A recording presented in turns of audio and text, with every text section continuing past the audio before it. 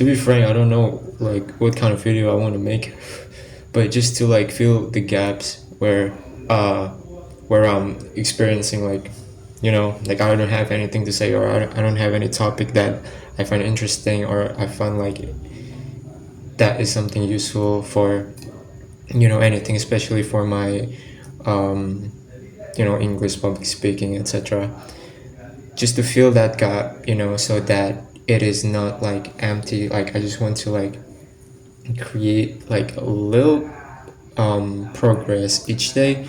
So right now, I just first of all, I would like to encourage you to just press the record button and start talking. But despite of that, I've been reading quite like often these days in my Kindle, and also I also have like a physical book, but it's only like one like actual physical book that I find like um,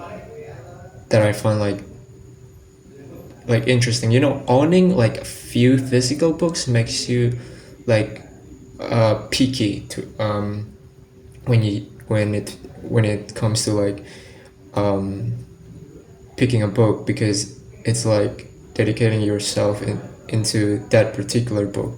And the book is The Stranger by Albert Camus, of course. That's more I don't know like how to say it. It's a masterpiece, okay? The Stranger.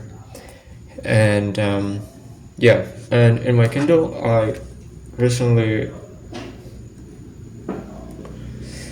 I've been reading about the People's History of the United States by wait hold on by I forget the author name.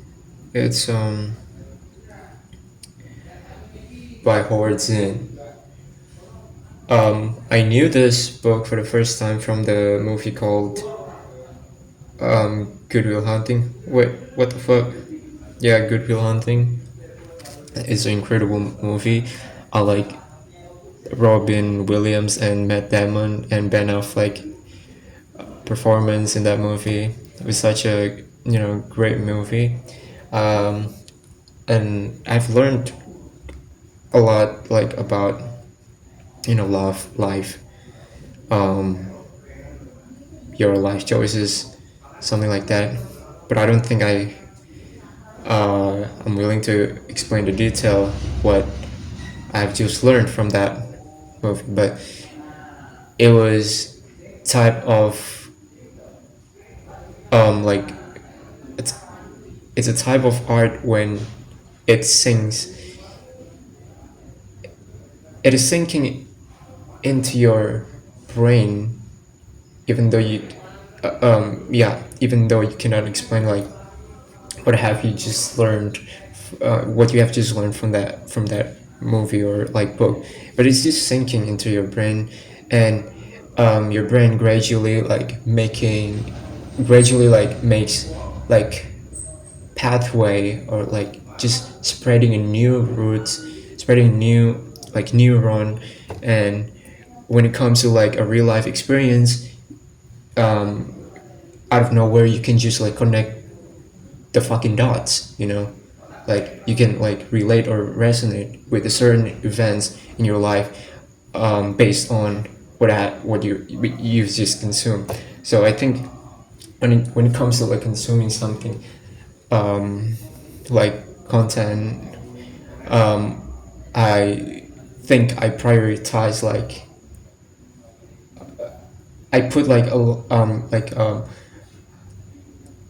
like like a dedication for my like priority when it comes to like consuming something, like consuming knowledge. So yeah, I actually have a lot of books in my library. Like I'm interested in reading James Baldwin works, especially like one of them is Giovanni's Room, and I want to like learn about existentialism. Is a Humanism by Jean Paul Sartre. I don't know if I pronounced that correctly. Juice Deleuze, I had been reading about that quite a lot, but I gave up just because I just need a break from philosophy, and I just want to like enjoy like fiction more rather than the nonfiction. Agatha Christie, and yeah, I'm interested also in Manufacturing Consent by Noam Chomsky. Um, I I knew Noam Chomsky from Good Will Hunting as well. Ow, shit. Wait, hold on. Shit is burning. Wait, hold on. I mean, like, through that one movie, like, I can get, like, a lot of, like, reference or, like, inspiration. Yeah, just, like, a reference for me to read because, yeah, it's cool. And, Norwegian Wood is just a famous one. I would like to read that, but I don't think I'm interested in for now. Cormac McCarthy, his work's like undeniably difficult, but the concept or the overall ideas when you just like watch it on YouTube and just read on the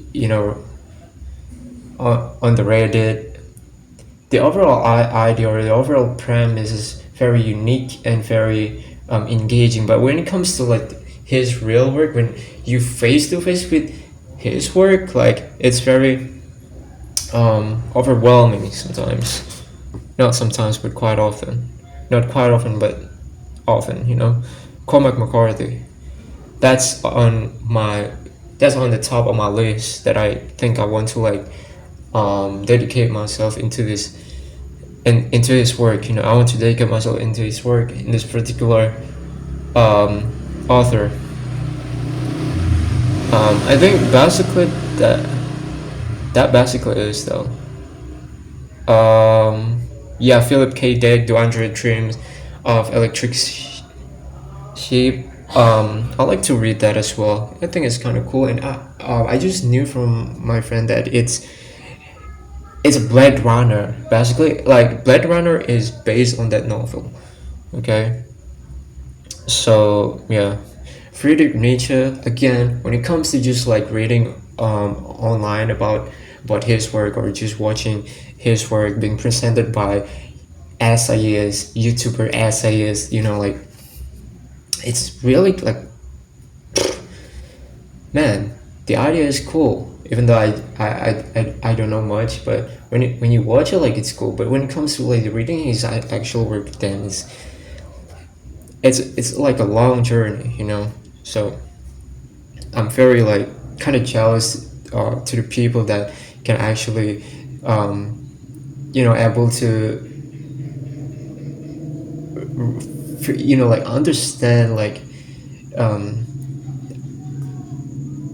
authors work like Friedrich Nietzsche, Cormac McCarthy. Like I'm really jealous actually. So I think that's all about the books. In my spare time I just read The Stranger like many times.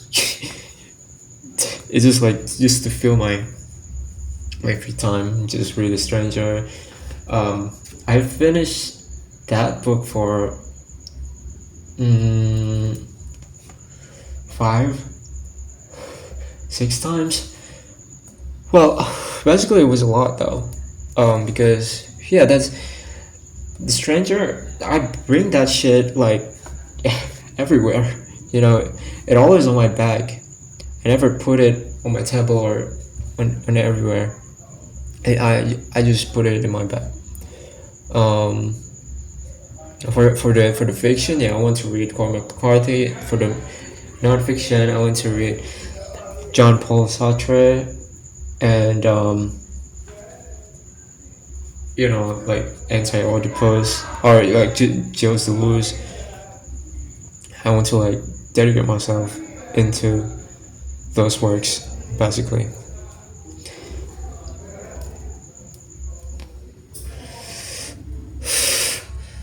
Um, I think that's about it. Yeah, yeah. So just like I said,